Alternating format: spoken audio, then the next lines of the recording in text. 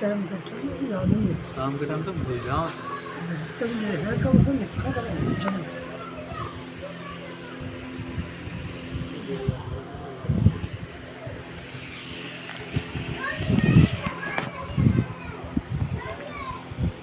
یاد نہیں رہتی. بات یہ ہے ایک تھوڑی سی میری طرف سے کہ جب کسی کے پیچھے بھی نماز پڑھو، کسی کے بھی پیچھے، تو جس کے پیچھے ہم نماز پڑھ رہے ہیں اس کا انتظار کریں کہ وہ کہاں چل رہا ہے، کہاں جائے گا.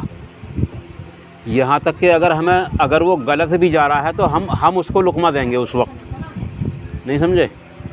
تو کبھی کبھی ایسا ہوتا ہے کہ میں جو ہے زیادہ تر کوشش یہ کرتا ہوں کہ پہلی رکعت کے بعد جب دوسری رکعت کے لیے کھڑے ہوتے ہیں. تو میں ہاں، پہلی میں ہی جان دیتا ہوں. پہلی میں اور تیسری میں، یعنی جب دوسری رکعت کے لیے اور چوتھی رکعت کے لیے کھڑے ہوتے ہیں. دیکھو یہ حدیث میں نے آپ کو پہلے بھی بتا دی تھی، یاد ہو تو.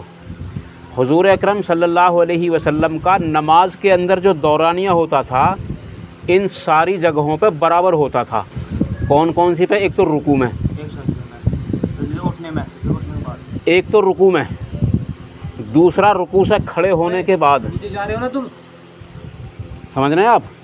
تو جتنی دیر رکوع میں لگائی ہے اتنی ہی دیر کھڑے ہو کے، اس کو کہتے ہیں قومہ.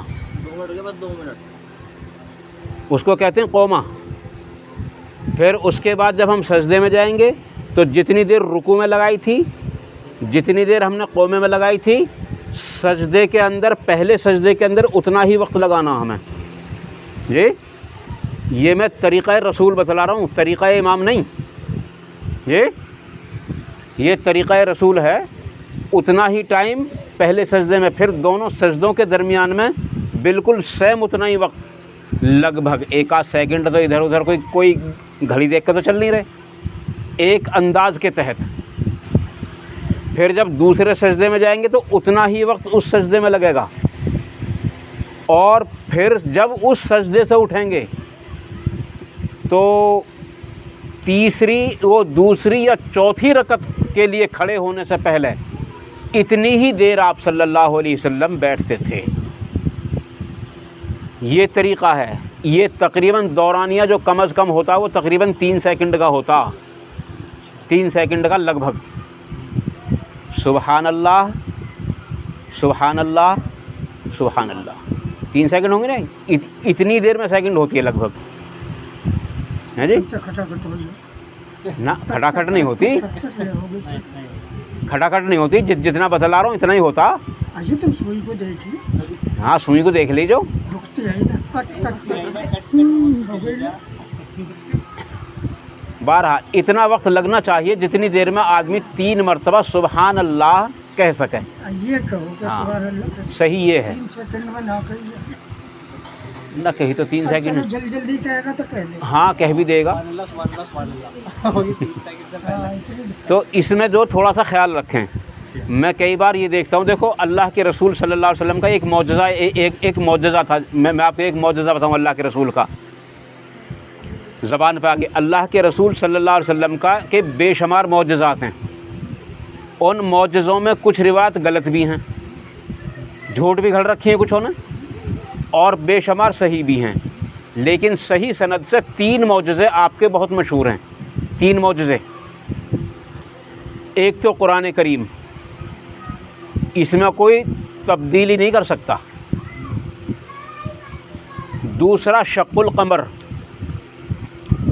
کفار مکہ نے ایک روز کہا تھا کہ آپ اپنے رسول ہونے کی دلیل دے سکتے ہیں، تو آپ نے چاند کی طرف انگلی کا اشارہ کیا اور 2 ٹکڑے ہو گیا تھا چاند. یہ صحیح سند سے ثابت ہوتا. لیکن جس کو جب کوئی بات نہیں ماننی ہوتی ہے تو کیونکہ اللہ تعالیٰ فرماتا ہے کہ جب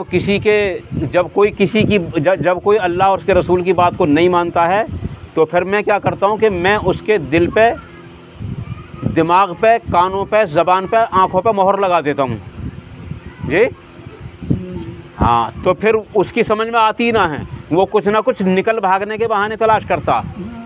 تو ان لوگوں نے پھر یہ بات کہی کہ محمد صلی اللہ علیہ وسلم نے چاند پہ جادو کر دیا.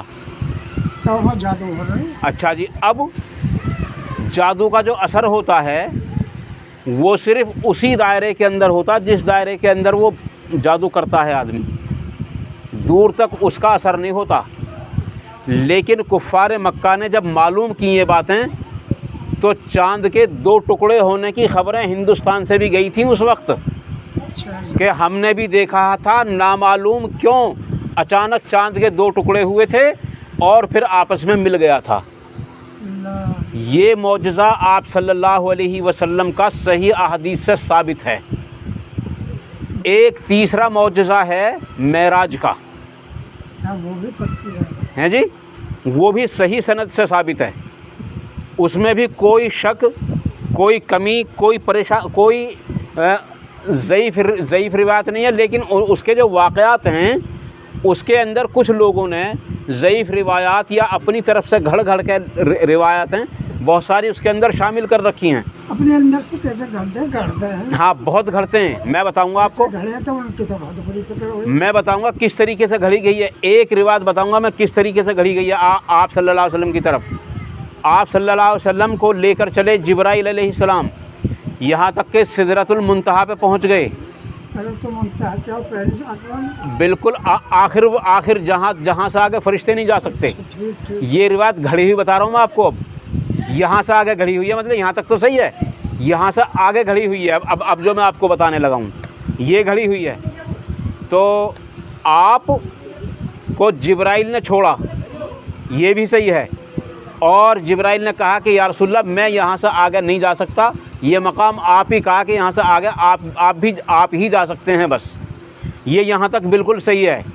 لیکن جب جبرائیل نے آپ کو چھوڑا تو ایک آدمی وہاں نمودار ہوا. یہاں سے گڑبڑ پھیلائی ہے انہوں نے. ایک آدمی وہاں سے نمودار ہوا اور آپ صلی اللہ علیہ وسلم کو کندھے پہ اس نے بٹھا لیا. یہ کون سی روایت ہے؟ میں بتا رہا ہوں نا آپ کو. آپ صلی اللہ علیہ وسلم کو لے کے چلا. آپ صلی اللہ علیہ وسلم نے اس سے پوچھا کہ بھی تم کون ہو؟ تو اس آدمی نے بتایا کہ یا رسول اللہ میں آپ کی امت کا ایک آدمی ہوں، میرا نام شیخ عبد القادر جیلانی ہے اور میں آپ صلی اللہ علیہ وسلم کی امت میں پیدا ہوں گا 500 سال کے بعد. یہ کب سنی تم نے؟ یہ تو پڑھی تم نے؟ ہاں پڑھی ہے میں نے. ہم تو اتنے بڑے ہو گئے، ہم نے نہیں. آپ نے نہیں پڑھی لیکن میں نے پڑھی ہے. آئی سمجھ میں؟ تو یہ روایت گھڑی ہوئی ہے. گھڑی ہوئی ہے نا، ظاہر ہے بالکل گھڑی ہوئی ہے. ہاں جی. تو آپ صلی اللہ علیہ وسلم کا ایک معجزہ جو میں بتانے جا رہا تھا، یہ تو بات دوسری ہو گئی. ایک معجزہ آپ صلی اللہ علیہ وسلم کا یہ بھی تھا کہ جیسے ہم یہاں بیٹھے ہیں نا تو میں آگے کا دیکھ سکتا ہوں بس. تو آپ صلی اللہ علیہ وسلم کو پیچھے کا بھی نظر آتا تھا ایسے ہی جیسے آگے کا نظر آتا. یہ آپ صلی اللہ علیہ وسلم کا معجزہ صحیح سند سے ثابت ہے. آئی سمجھ میں کہ آپ صلی اللہ علیہ وسلم پیچھے کا بھی اسی طریقے سے دیکھ لیتے تھے بغیر ایسے گھمائے. یہ آپ صلی اللہ علیہ وسلم کا معجزہ تھا. آئی سمجھ میں؟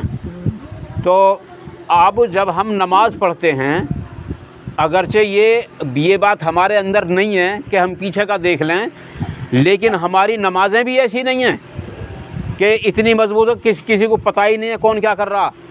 جب ہم نماز پڑھتے ہیں تو پیچھے کھڑے ہوئوں کا خوب پتہ ہوتا کون کیا کر رہا ہے اس وقت، خوب پتہ ہوتا. اور کچھ بھی نہیں تو یہ بلب جلا ہوا ہے، اس کی پرچھائی ہمیں بتاتی ہے کہ کتنے لوگ مجھ سے پہلے کھڑے ہو گئے. ہاں بالکل ہیں جی.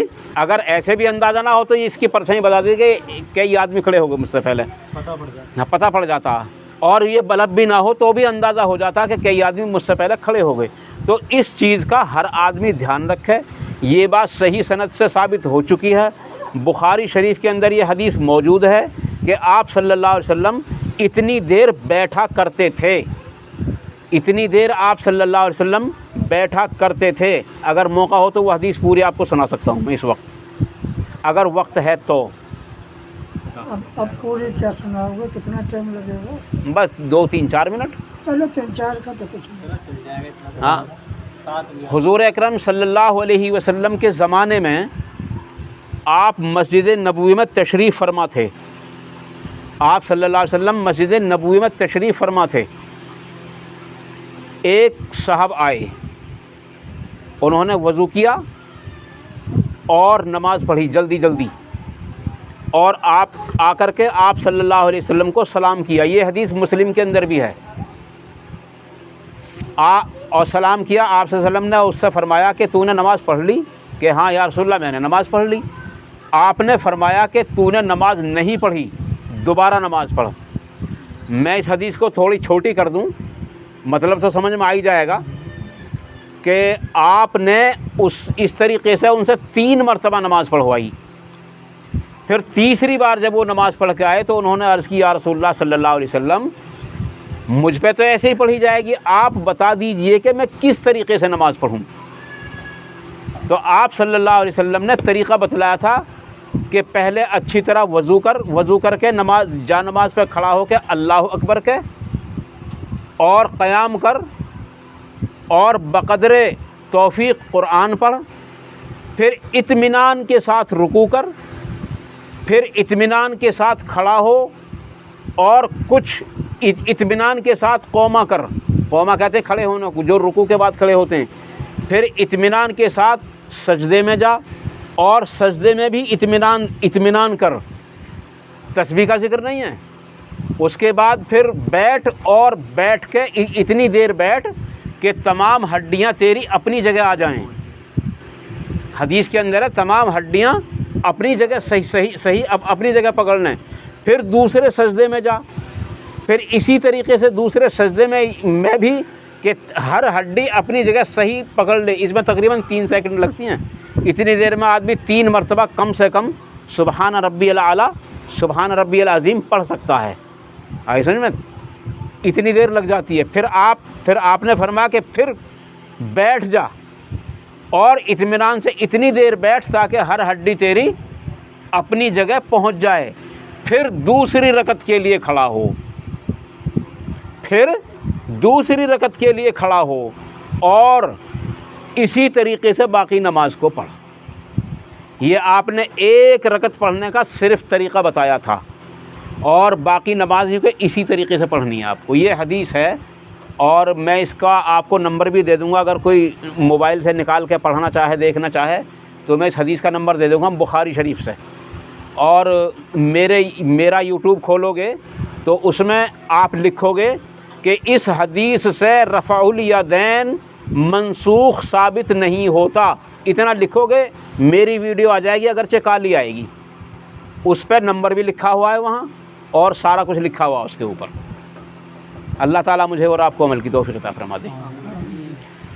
سبحان اللہ بحمدہ, سبحانک اللہم وبحمدک, ونشہد ان لا الہ الا انت, نستغفرک ونتوب الیک. سبحان ربک رب العزت عما یصفون, وسلام علی المرسلین, والحمد للہ رب العالمین, برحمتک یا ارحم الراحمین. کچھ دیر بیٹھنے کے لیے کوئی دن مقرر کر لو. ایسا نہیں ہونا چاہیے کہ میں کبھی یوں گھیر کے بیٹھ جا کروں آپ کو. ایسا نہیں ہونا چاہیے. ایک دن کر لو. ہاں ایک دن کر لو اس کے لیے بس. اس میں بھائی یہ تو آپ ہی بتاؤ گے. ارے تم کیسے